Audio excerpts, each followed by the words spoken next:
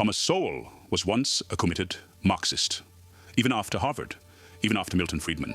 So what changed his mind? It wasn't a book, it was working in government. Here's the story. In his 20s, Sowell was all in on Marxism. He read deeply, argued fiercely, bought encyclopedias to understand class theory. By the time he got to Harvard, classmates called him the Marxist guy. He believed it, not casually, but seriously. Back then, Sowell worked as a messenger in New York City. His commute took him from Harlem to Manhattan, from the poorest neighborhoods to the wealthiest skyscrapers. Day after day, he asked, why does this economic disparity exist? Marxism offered an answer: oppression, exploitation, capital versus labor. It felt coherent, even moral, so he dug deeper through books, theory, and debates. It didn't feel radical, it felt like truth. He earned his master's at Columbia, took classes with Milton Friedman at the University of Chicago, still a Marxist. That didn't change until he saw how government actually works.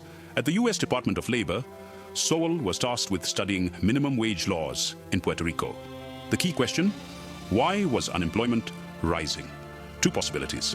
One, minimum wage laws were killing jobs. Two, hurricanes had ruined the harvest. Sowell had a simple idea: test it. If the plantations were still standing after the hurricane, it wasn't the weather, it was the law. He didn't need ideology, he needed data. He brought the idea to his team, and that's when it hit him. They weren't curious, they were nervous, because if minimum wage laws hurt the poor, the Department of Labor might be the problem. And no one wanted to say that.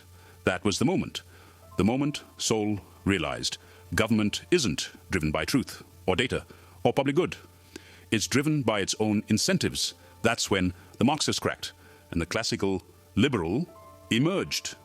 He never got the crop data, but he got something better: a real-world education in incentives, bureaucracy, and political self-interest. And he spent a lifetime explaining it to the rest of us. Want to expose more students to stories like this? You don't need a PhD to change minds. You need courage and a platform. Join the Students for Liberty Local Coordinator Program. Host debates, lead, push back,